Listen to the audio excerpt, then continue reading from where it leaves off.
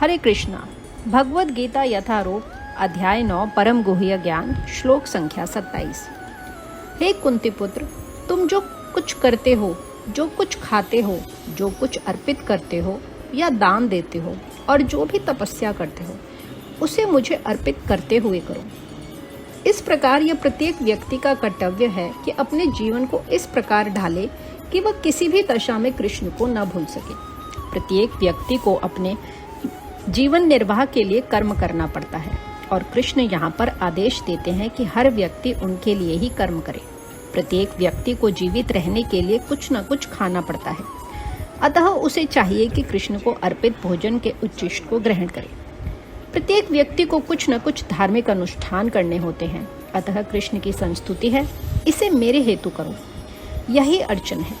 प्रत्येक व्यक्ति कुछ न कुछ दान देता है, अतः कृष्ण कहते हैं यह मुझे दो, जिसका अर्थ यह है कि अधिक धन का उपयोग कृष्ण भावनामृत आंदोलन की उन्नति के लिए करो। आजकल लोग ध्यान विधि के प्रति विशेष रुचि दिखाते हैं। यद्यपि इस युग के लिए यह व्यवहारिक नहीं है, किंतु यदि कोई 24 घंटे हरे कृष्ण का जप अपनी माला में करे तो वह निश्चित रूप से महानतम ध्यानी तथा योगी है, जिसकी पुष्टि भगवद गीता के 6 अध्याय में की गई है। श्लोक संख्या 28। इस तरह तुम कर्म के बंधन तथा इसके शुभ फलों से मुक्त हो सकोगे। इस संन्यास योग में अपने चित्त को स्थिर करके तुम मुक्त होकर मेरे पास आ सकोगे। गुरु के निर्देशन में कृष्ण भावनामृत में रहकर कर्म करने को युक्त कहते हैं। पारिभाषिक शब्द युक्त वैराग्य है। श्री रूप गोस्वामी ने इसकी व्याख्या इस प्रकार की है। अनासक्तस्य विषयान अर्थामहो पंजतः निर्बंध कृष्ण संबंधे युक्तम वैराग्यम उच्यते।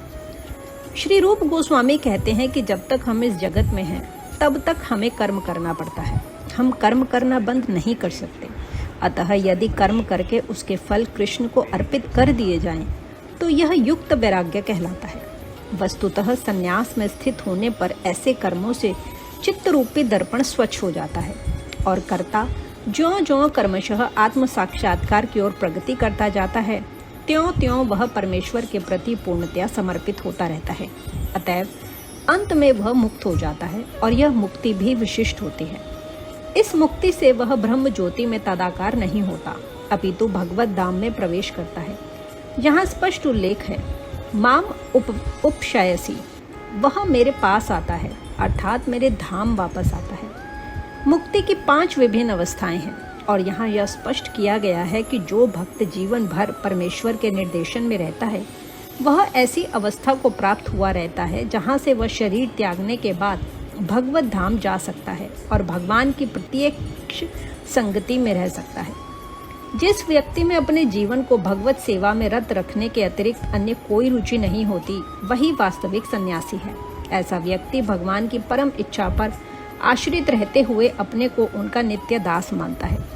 अतः वह जो कुछ करता है भगवान के लाभ के लिए करता है। वह जो कुछ कर्म करता है भगवान की सेवा करने के लिए करता है। वह सकाम कर्मों या वेद वर्णित कर्तव्यों पर ध्यान नहीं देता। सामान्य मनुष्यों के लिए वेद वर्णित कर्तव्यों को संपन्न करना अनिवार्य होता है, किंतु शुद्ध भक्त भगवान की सेवा में पूर्णतया रत होकर भी कभी कभी वेदों द्वारा अनुमोदित कर्तव्यों का विरोध करता प्रतीत होता है, जो वस्तुतः विरोध नहीं है। अतः वैष्णवाचार्यों का कथन है कि बुद्धिमान से बुद्धिमान व्यक्ति भी शुद्ध भक्त की योजनाओं तथा कार्यों को नहीं समझ सकता। ठीक शब्द है तार वाक्य क्रिया मुद्राभिषेक विज्ञेय ना बुझय।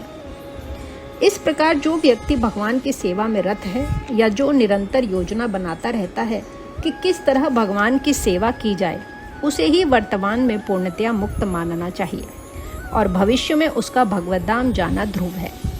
जिस प्रकार कृष्ण आलोचना से परे हैं, उसी प्रकार वह भक्त भी सारी भौतिक आलोचना से परे हो जाता है। इस प्रकार भगवद गीता के अध्याय 9 परम गुह्य ज्ञान के श्लोक संख्या 27 और 28 का भक्ति वेदांत तात्पर्य पूर्ण हुआ। हरे कृष्णा।